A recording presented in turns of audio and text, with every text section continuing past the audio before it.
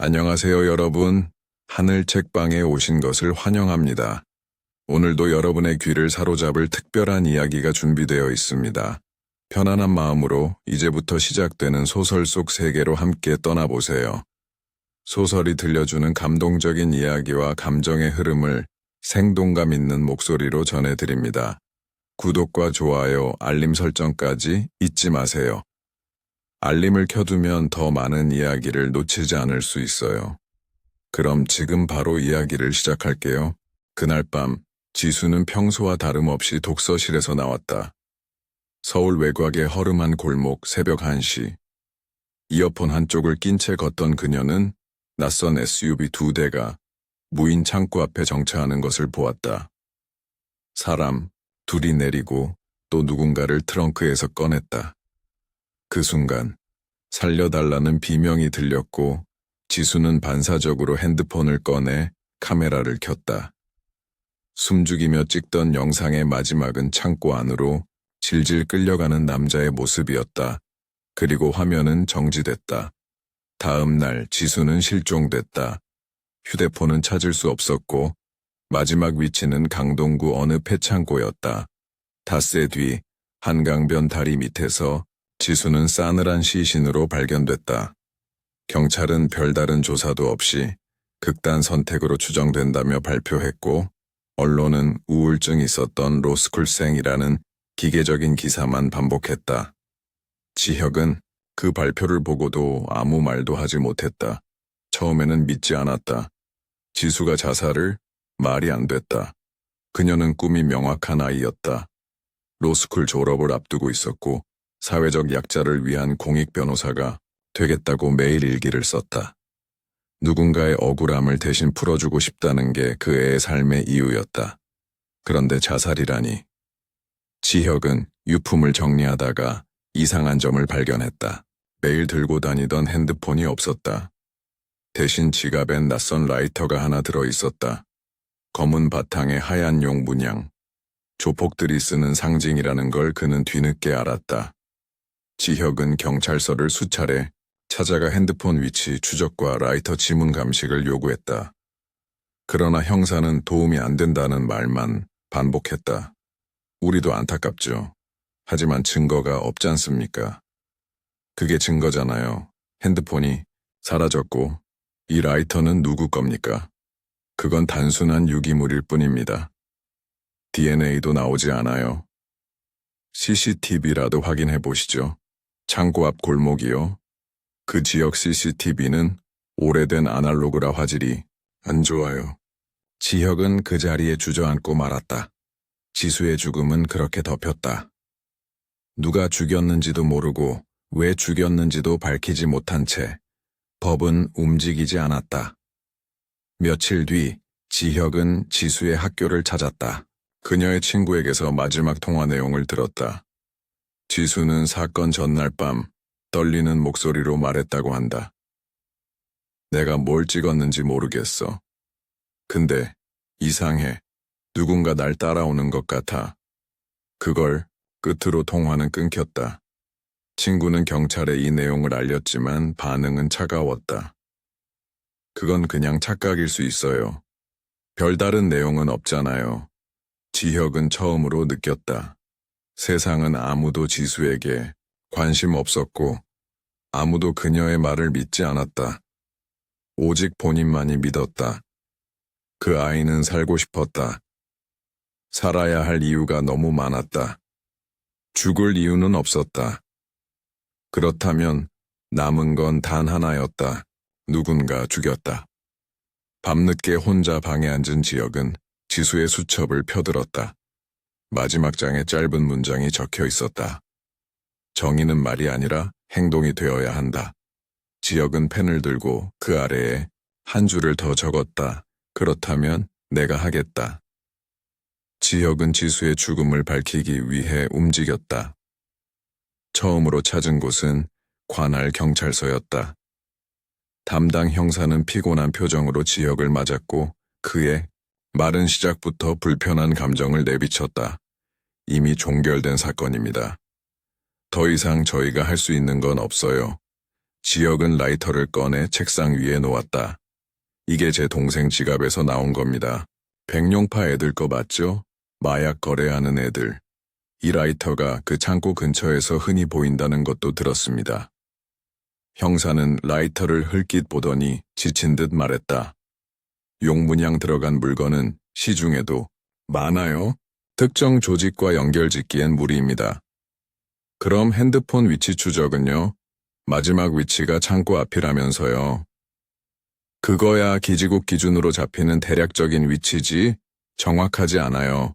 아마 지나가다 꺼진 걸 겁니다. 지혁은 주먹을 꽉 쥐었다. 분명 모든 단서는 그 창고를 가리키고 있었다. 그리고 그 창고는 백룡파의 창고였다. 그는 더는 형사에게 말이 통하지 않는다는 걸 직감했다. 지혁은 방송국 기자를 찾았다. 그가 자주 보던 시사 프로그램의 사회부 기자였다. 기자는 처음에는 진지하게 들었지만 지수가 조폭 마약 거래를 촬영한 정황을 말하자 눈빛이 바뀌었다. 이야기는 들었습니다. 그런데 이 사건 건드리기 어려워요. 왜요? 언론은 진실을 밝히는 데 쓰는 거 아닙니까? 그 창고요. 경찰도 못 들어가는 곳이에요. 시청이랑 경찰서, 그리고 국세청에서 5번이나 단속 나갔다가 그냥 돌아왔습니다. 왜요? 다 백룡파 거라서요. 아니, 그건 겉껍데기고 그 조직 뒤에 있는 이름들 때문이죠. 정치인, 기업인, 검찰, 그게 얽혀 있어요. 기자는 무겁게 말을 맺었다.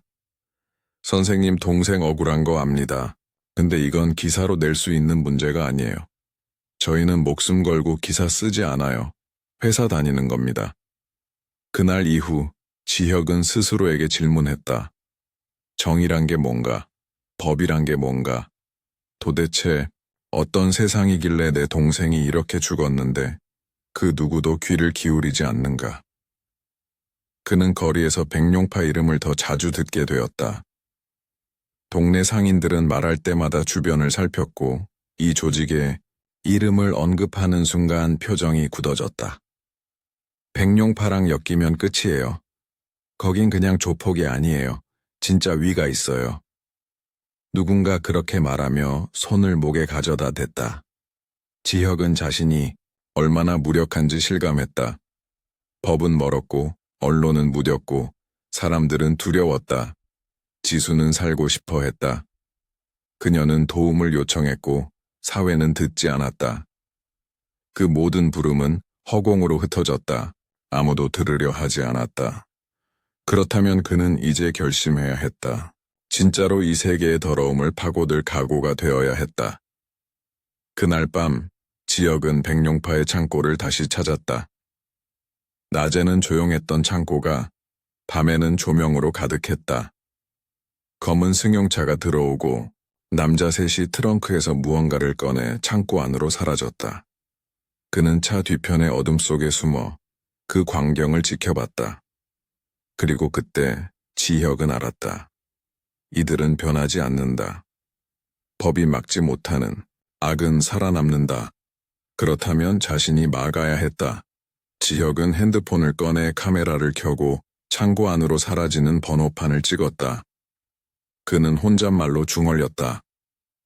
이제 시작이다. 지혁은 낮에는 물류센터에서 짐을 옮기고 밤에는 헬스장에서 땀을 쏟았다. 스스로를 단련했다. 빠른 손, 정확한 주먹, 잘 버티는 몸이 필요했다. 단순한 싸움꾼이 아니라 조직에서 살아남는 법을 익혀야 했다.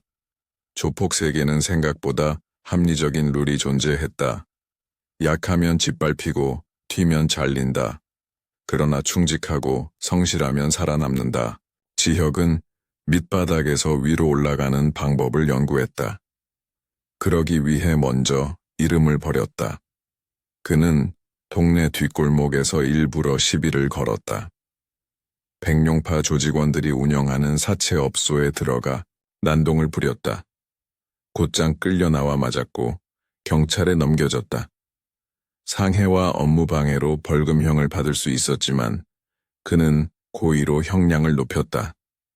재판은 변호인 없이 받았고 판사의 심기를 거슬리는 발언을 쏟아냈다. 결국 지혁은 징역 1년 6개월, 실형을 선고받고 교도소에 들어갔다. 교도소는 또 다른 질서가 지배하는 세계였다. 백룡파는 이 안에서도 작게나마 세력을 유지하고 있었다. 식사 배식을 도맡는 용팔이라는 중간 보스가 있었다. 지혁은 그에게 접근했다. 처음에는 일부러 실수를 반복했다. 반찬통을 엎고 걸레질을 느리게 하고 짜증을 유도했다. 몇 번의 폭행을 당한 뒤에도 지혁은 반항하지 않았다. 오히려 맞고 나면 묵묵히 청소했다. 그의 태도는 용팔의 관심을 샀고 마침내 말을 붙이게 만들었다. 너 어디 조직 없어? 없습니다. 우리 쪽일 해볼 생각 없냐? 부르면 갑니다. 지혁은 단순하게 짧게 말했다. 그리고 다음 날부터 그는 용팔의 밥 심부름을 하게 됐다. 담배와 음료, 외부 반입 메모, 그리고 편지. 그는 그 안에서 이미 백룡파의 그림자 조직이 운영되고 있음을 확인했다. 감방 밖에서 누구와 연결되어 있는지도 점차 알 수 있었다. 1년 반 동안 그는 용팔의 그림자로 지냈고 출소 직전 용팔은 이렇게 말했다.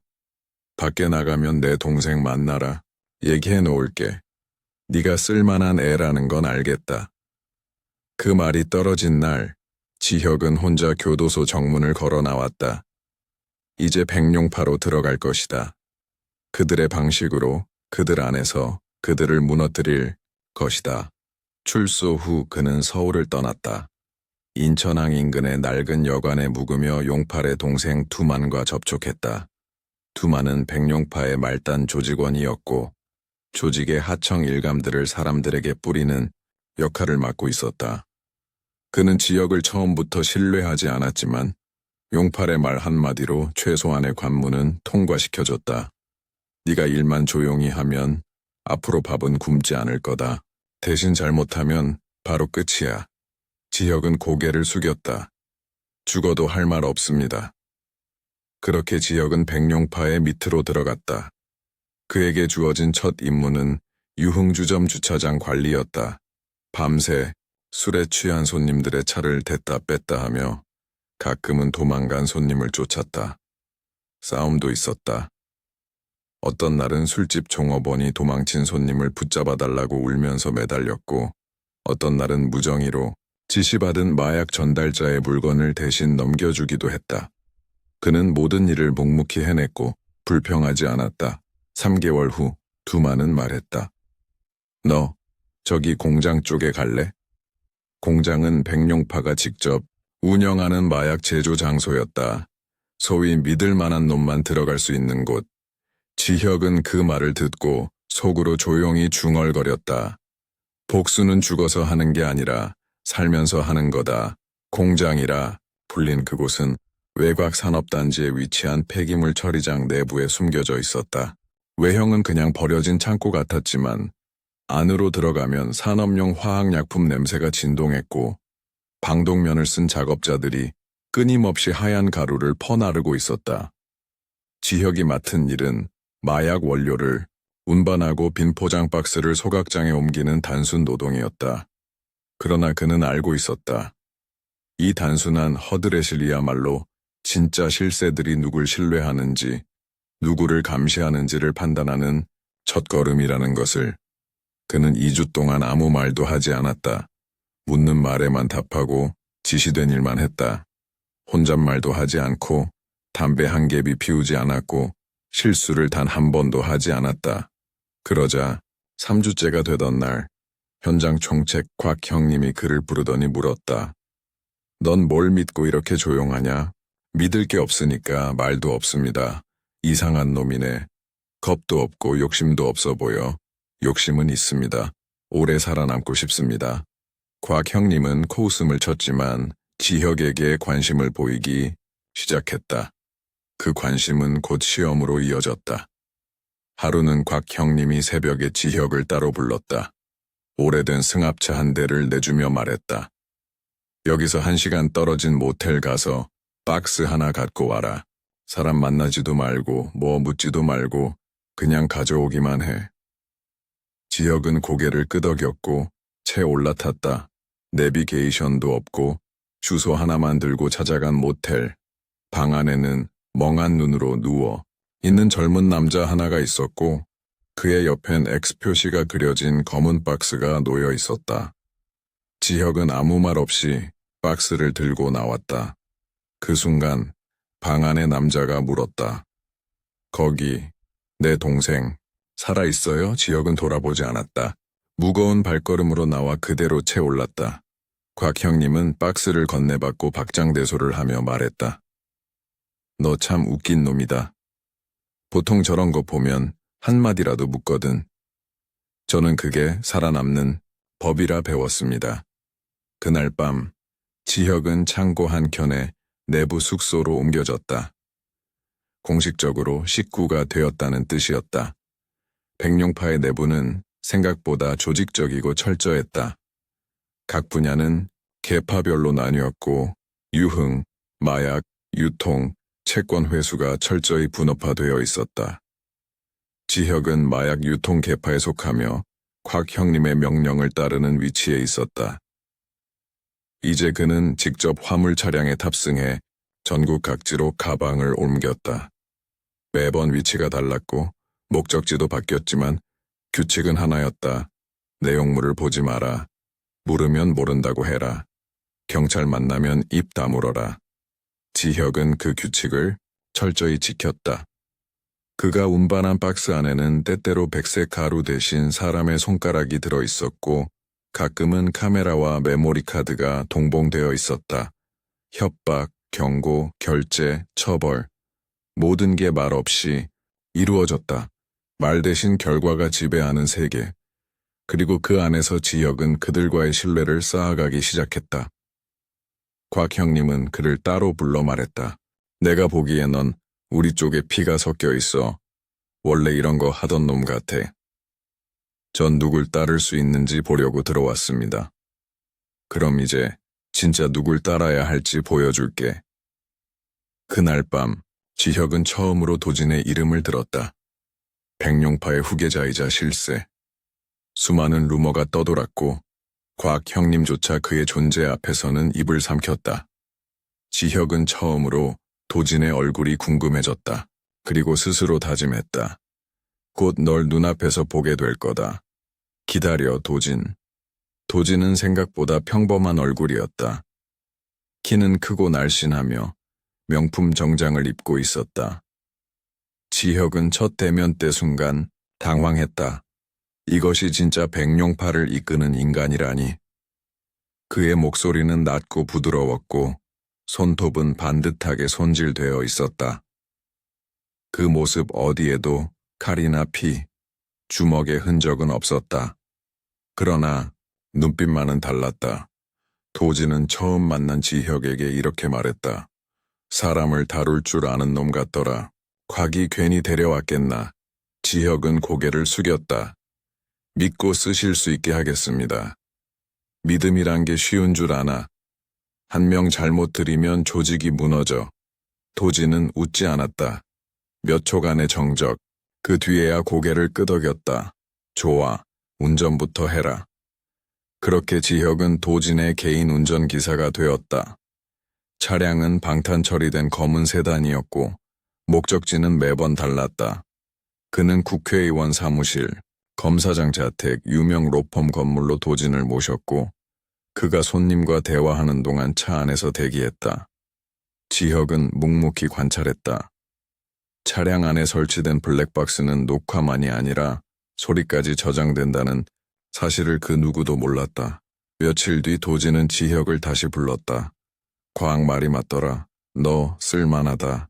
말수 없고 눈치 빠르고 너한테 한 가지 맡겨볼까 한다. 지혁은 미간을 찡그리지도 않았다. 말씀만 주십시오. 이번 주말 우리 쪽에서 관리 중인 애 하나가 약간 말을 안 듣는다. 정리 좀 해줘야 해. 어떻게 정리할까요? 가족이 먼저 다치면 애들이 순해지지. 지혁은 속으로 입술을 깨물었다. 그러나 표정은 그대로였다. 자료 좀 주시죠. 그날 밤 그는 도진에게서 봉투 하나를 받았다. 안에는 가족 사진, 주소, 일과표가 정리되어 있었다. 그 순간 지혁은 확신했다. 이 남자는 단지 사업가가 아니다. 그는 사람의 심리를 꿰뚫고 타인의 인생을 말 한마디로 조작할 줄 아는 진짜 괴물이었다. 지혁은 봉투를 챙기고 나서 바로 곽 형님을 찾아갔다. 곽 형님, 혹시 옛날에 백룡파 초대 보스 기억하십니까? 그 양반? 당연히 기억하지. 그 사람 없었으면 우리 지금 조기해산이지. 그럼 도지는 그 양반 손주지. 할아버지랑은 정반대야. 초대 보스는 사람을 아꼈고 도지는 사람을 없애. 곽은 낮은 목소리로 중얼거렸다. 우린 지금 악의 그림자 안에서 일하는 거다. 지혁은 그 밤 혼자 봉투 속 가족 사진을 들여다보았다. 한 가정의 얼굴들이 아무것도 모른 채 웃고 있었다. 그는 그 사진을 그대로 봉투에 넣고 자기가 설치한 블랙박스 메모리 카드 하나를 꺼냈다. 녹음된 도진의 목소리가 이어졌다. 말 안 들으면 가족부터 다쳐야지. 그래야 고분고분해지니까. 지혁은 그것을 복사하여 보관함 깊숙이 숨겼다. 지금은 쓰지 않겠지만 언젠가 반드시 꺼내야 할 날이 올 것이기에. 그는 마약 창고 출입 명부, 돈 세탁 계좌 목록, 경찰 유착 관계자 리스트를 하나하나 정리해 나갔다. 조용히, 그리고 치밀하게. 그는 이제 단순한 조직원이 아니었다. 살아있는 증거 수집자였다. 단 하나의 실수도 없이 도진을 법과 세상 앞에 끌어낼 준비를 하고 있었다. 복수는 더디고 조용했지만 지혁은 알았다. 진짜 심판은 칼이 아니라 기록에서 시작된다는 걸. 지혁은 이제 도진의 바로 옆에 있었다. 명패도 없고 직책도 없지만 도진은 중요한 일정일수록 그를 데리고 다녔다. VIP 클럽의 밀실, 해외 자금 세탁 브로커의 접선 장소, 검사와 로펌 파트너가 만나는 골프장. 그는 침묵 속에서 모든 걸 기억했다. 메모하지도 사진을 찍지도 않았다. 다만 모든 장면을 눈과 귀에 새기고 돌아와서는 독립된 저장 서버에만 기록을 남겼다. 그 서버는 바다 건너 어딘가의 클라우드에 연결되어 있었다. 그는 언제나 말없이 움직였고 언제 어디에 있어도 이름을 부르지 않으면 대답하지 않았다. 도지는 어느 날 지혁에게 물었다. 너는 왜 물어보질 않냐? 내가 뭘 시켜도 이유를 묻는 적이 없어. 이유는 알고 싶을 때만 묻습니다. 저는 아직 그럴 자격이 없습니다. 웃기네. 그런 놈은 처음 본다. 덕분에 살아남았습니다. 도지는 묘한 눈빛으로 지혁을 쳐다보았다. 한참을 보더니 고개를 끄덕였다. 너 나중에 조직 맡을 생각 없냐? 지혁은 대답하지 않았다. 대신 방 안의 테이블을 정리했다. 그는 알고 있었다. 지금은 입을 다물어야 할 때라는 걸. 그 말은 유혹이 아니었다. 경계였다. 도지는 이미 그를 시험하고 있었다. 그날 밤 지혁은 처음으로 자신이 모아온 정보를 하나하나 꺼내 정리했다. 도진의 자금 흐름도, 경찰과의 대화 녹취, 정치인들과의 식사 장면, 그리고 무엇보다도 그날 지수의 죽음과 연결된 창고 CCTV 조각들. 그는 이제 확신했다. 자신이 가진 퍼즐 조각들은 완성까지 얼마 남지 않았다. 이제 필요한 것은 도진의 약점 하나였다. 곧 그 약점이 그의 눈앞에 나타났다. 도진의 운전 중 그가 자주 통화하던 이름 하나. 재선. 검색해보니 국회의원 보좌관이었고 도진의 비자금이 흘러들어가는 통로 중 하나였다. 지혁은 몇 주간 그의 뒤를 밟았고 마침내 어떤 USB를 건네받는 장면을 목격했다. 그는 그 USB의 존재를 기록했고 그것이 결정적 열쇠가 될 수 있음을 직감했다. 지혁은 혼잣말로 말했다. 내 이름은 없어도 돼. 널 무너뜨릴 수 있다면 그림자여도 괜찮다. 어느 날 도지는 혼잣말을 흘렸다. 백룡파는 곧 바뀐다. 곽이든 누구든 옛 방식은 끝이야. 피 묻혀도 안 무너지게 만들어야지. 지혁은 반응하지 않았다. 그는 그 말을 기억만 했다. 지혁은 그 시점부터 도진의 뒤를 밟기보다 도진의 아래에 있는 실무자들을 움직였다. 유흥업소, 자금 담당인 박 사장을 따로 불러 회식을 했고, 조직 내 유통 라인을 관리하는 최 반장에게는 도진의 언지를 빙자해 슬쩍 거래 방향을 틀게 만들었다. 처음엔 모두 의심했지만 도진이 아무 말도 하지 않자 곧 그를 진심으로 믿기 시작했다.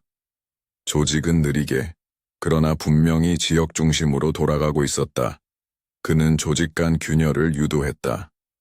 백룡파는 오래전부터 수도권과 충청권 사이에 세력 분쟁이 있었다. 충청권 중간 보스 유강호는 늘 도진에게 불만을 품고 있었고, 지혁은 그 불만을 슬쩍 부추겼다. 도진이 유강호의 돈줄을 끊었다는 정보, 도진이 서울 쪽 신흥파와 손을 잡으려 한다는 루머를 은근히 흘렸다. 유강호는 움직였다. 도진의 관리구역 일부를 침범했고 조직 내에 경계령이 내려졌다. 지혁은 도진에게 말했다. 지금이 정리할 기회입니다. 충청 쪽은 손봐야 합니다. 도진은 무심하게 대꾸했다. 네가 해. 직접요? 내가 하면 티나지. 넌 지금 내 사람으로 보이니까 너한테 넘기는 거야. 지혁은 고개를 숙였다. 알겠습니다. 도진은 웃지도 않았다. 그날 이후 지혁은 실질적 행동대 책임자가 되었다.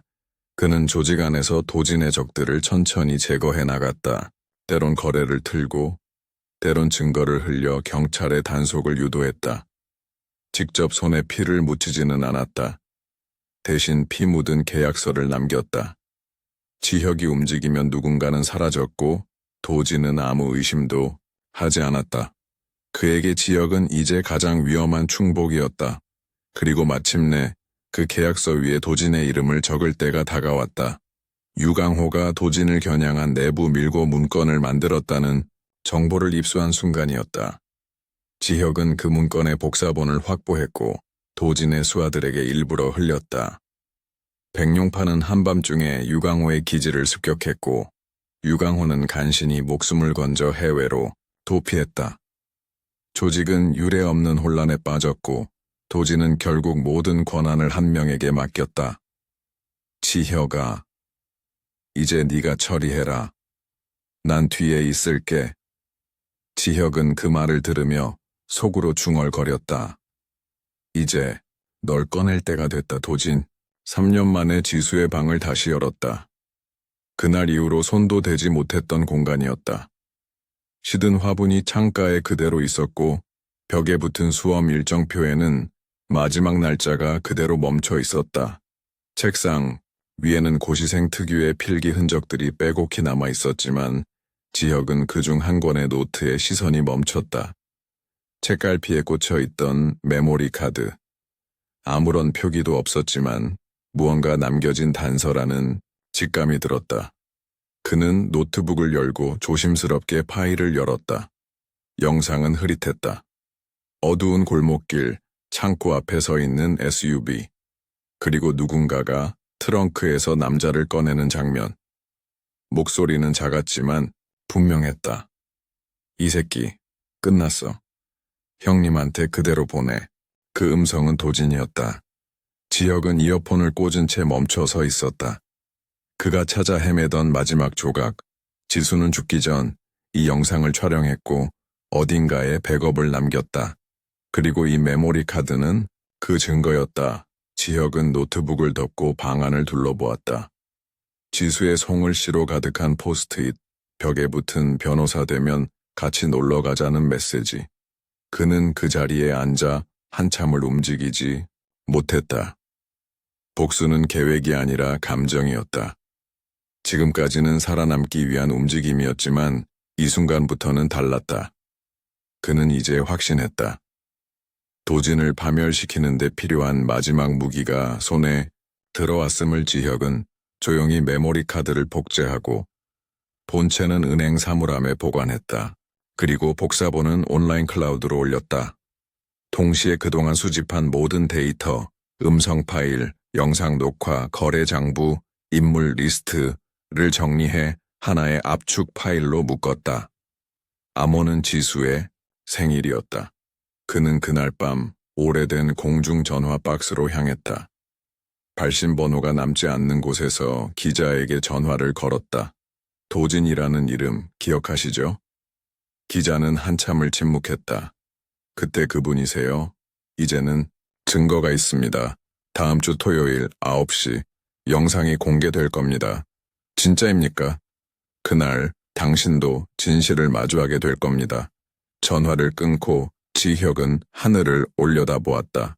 바람이 불고 있었고 별은 흐릿했다. 그는 조용히 중얼거렸다. 지수야, 이제 네가 본 걸 세상이 보게 될 거야. 토요일 아침 서울 도심의 대형 스크린 하나가 갑자기 꺼졌다. 광고 영상이 멈추고 검은 배경에 흰 글씨가 떠올랐다. 당신이 믿는 정의는 어디에 있습니까? 잠시 후 화면엔 흐릿한 야간 영상이 재생됐다. 창고 앞 SUV 차량. 누군가가 트렁크에서 남자를 끌어내리는 모습. 이 새끼 끝났어. 형님한테 그대로 보내. 음성이 울려 퍼졌고 사람들은 발걸음을 멈췄다. 스마트폰으로 찍는 손이 늘어나고 주변은 술렁이기 시작했다. 영상은 이어졌다. 다음은 골프장에서 찍힌 장면. 도진이 검은 양복을 입은 중년 남성과 와인잔을 부딪히는 모습. 자막이 떴다. 도진, 백룡파 2대 보스. 이들과 손잡은 자들, 현직 검사 2명, 국회의원 1명, 방송사 간부 1명, 동시에 언론사, 이메일 수신함에는 200개가 넘는 압축 파일이 도착했다. 암호는 모두 동일했다. 지수의 생일 기자들은 처음엔 장난이라 생각했다. 그러나 하나 둘 열리는 파일들 속엔 압도적인 양의 증거가 담겨 있었다. 도진의 내부 계좌 내역, 마약 유통 경로지도, 조직원 실명 명단, 그리고 살인과 고문이 담긴 내부 감시 영상. 그중 가장 큰 파장을 일으킨 건 백룡파 내부에서 도진의 명령으로 촬영된 처벌 영상이었다. 인간의 존엄이란 단어조차 사치인 참혹한 기록들. 시청자 게시판은 순식간에 불탔고 기자는 긴급보도 특집을 편성했다. 지혁은 조용히 상황을 지켜봤다. 그는 이미 도진이 영상이 재생되는 시점에 있을 장소까지 예측해 두었다. 도진은 매주 토요일 오전 9시 반포의 고급 호텔에서 측근들과 조찬을 했고 그날도 어김없었다. 조찬 자리에 앉은 도진은 머그컵을 들고 웃고 있었지만 주변 사람들이 일제히 휴대폰을 꺼내며 화면을 확인하는 순간 분위기가 바뀌었다. 도진도 자신의 이름이 연달아 뉴스에 오르는 걸 보고는 천천히 컵을 내려놓았다. 지금 뭐야? 테이블 맞은편에 앉은 고문 변호사가 입술을 꾹 다물고 고개를 저었다. 도진아, 이건 끝났어. 그 말 한마디에 도진은 자리에서 벌떡 일어났다. 호텔 주차장으로 뛰어내려간 그는 이미 추적당하고 있었다. 차를 몰고 빠져나가려 했지만 출구엔 이미 드론 2대가 그를 감시 중이었고 호텔 CCTV는 언론사의 서버로 연결돼 실시간 방송되고 있었다. 숨을 곳도 감출 곳도 없었다. 백룡파 내부도 급격히 분열했다. 평소 도진에게 불만을 품었던 세력들은 곧바로 입장을 발표하며 선긋기에 들어갔고 도진의 측근이던 몇몇은 구속을 피하기 위해 자진 출두했다. 곽 형님마저 검은 봉투를 들고 검찰청에 들어갔다는 소식이 퍼졌다. 조직은 하루 만에 와해 상태에 들어섰다. 지혁은 이 모든 것을 예측했지만 단 하나는 예외였다. 도진이 도망치지 않았다. 그는 그대로 사라졌다. 연락망도 통신 기록도 끊겼다. 조직 안팎에서 도진의 은신처를 아는 사람은 없었다. 마치 연기처럼 사라진 그의 흔적. 지혁은 침착하게 준비했던 플랜 B를 꺼냈다. 도진이 마지막으로 갈 수 있는 장소, 아무도 모르게 접근할 수 있는 장소, 그리고 그에게 가장 익숙한 장소, 지수의 죽음과 연결된 그 창고였다. 지혁은 홀로 그곳으로 향했다. 외딴 창고. 문은 굳게 잠겨 있었고 주변엔 감시 카메라가 없었다. 그러나 그의 직감은 분명했다. 도진은 도망치지 않았다. 그는 숨어 있었다. 지금도 누군가의 삶을 찢을 기회를 노리며 어둠 속에 웅크리고 있었다. 지혁은 자동차 트렁크를 열고 조심스럽게 그곳에 숨겨둔 상자를 꺼냈다.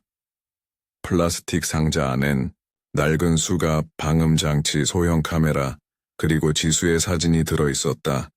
그날 그는 마지막 심판을 준비하고 있었다. 창고 문은 생각보다 쉽게 열렸다. 자물쇠는 없었고 안은 이미 누군가의 손길이 닿은 흔적이 있었다. 먼지가 없는 바닥, 반쯤 다른 담배꽁초, 그리고 희미한 발자국.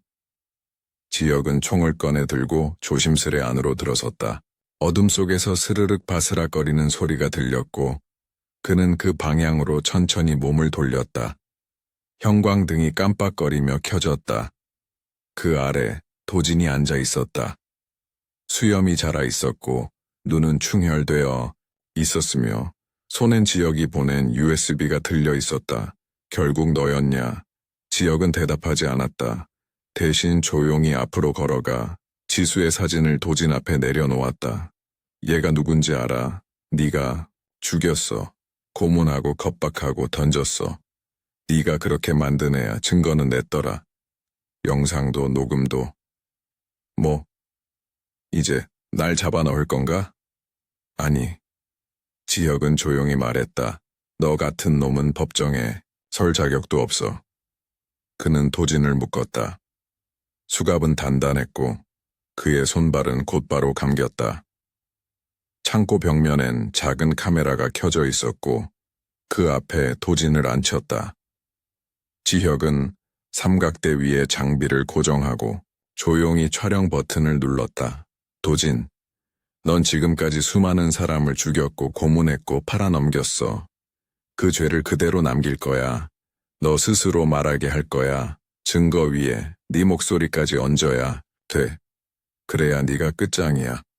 웃기지 마. 너도 똑같이 했잖아. 네 손 안 더럽나? 내 일 대신 네가 다 해줬잖아. 그래, 더럽지. 하지만 나는 다 기록했어. 왜 그런 일을 했고 어떻게 살아남았는지. 네 앞에서 이 모든 걸 끝내기 위해서라는 것도. 지혁은 조용히 웃었다. 넌 내 동생을 죽였고 난 널 증거로 남길 거야. 도진은 초조해졌다. 발버둥 쳤고 욕을 퍼부었지만 소용없었다. 지혁은 영상 촬영이 끝나자 USB에 담아 그대로 밀봉했다. 그리고 도진에게 말했다. 이 영상은 내 자수와 동시에 공개될 거야. 네가 살아있든 죽어있든 상관없어. 넌 이미 끝났어. 그는 도진을 남긴 채 떠났다. 창고 문을 닫으며 한 번도 돌아보지 않았다. 그날 저녁 지혁은 스스로 경찰서에 찾아가 자수했다. 그는 모든 것을 고백했다. 이름도 밝히지 않고 조직에 들어가 범죄를 도왔고 동시에 증거를 수집했으며 마침내 이를 전 사회에 공개했다고 검사는 처음에 의심했다. 그러나 USB와 서버에 보관된 자료, 언론 보도, 그리고 도진의 자백 영상이 결정적이었다. 여론은 분노보다는 동정으로 가득했다. 법이 하지 못한 일을 한 사나이, 정의는 때로 그림자 속에 있다는 기사가 줄을 이었다. 재판부는 징역 3년에 집행유예 4년을 선고했다. 그에 대한 평가는 분분했지만 단 한 가지는 모두가 동의했다. 정의는 누군가의 손에 의해 움직였다. 출소 후 지혁은 조용히 도시를 떠났다. 어디로 간지 아는 사람은 없었다. 다만 작은 바닷가 마을의 도서관 책장 한켠, 법이 너를 지켜준다면 난 법이 되겠다라는 문장이 적힌 종이 조각이 발견됐다고 한다. 그 문장 아래 누군가 연필로 이렇게 적어두었다. 그리고 그날 이후로 도진은 다시 나타나지 않았다. 시청해 주셔서 감사합니다. 구독과 좋아요는 영상 제작에 큰 힘이 됩니다. 감사합니다.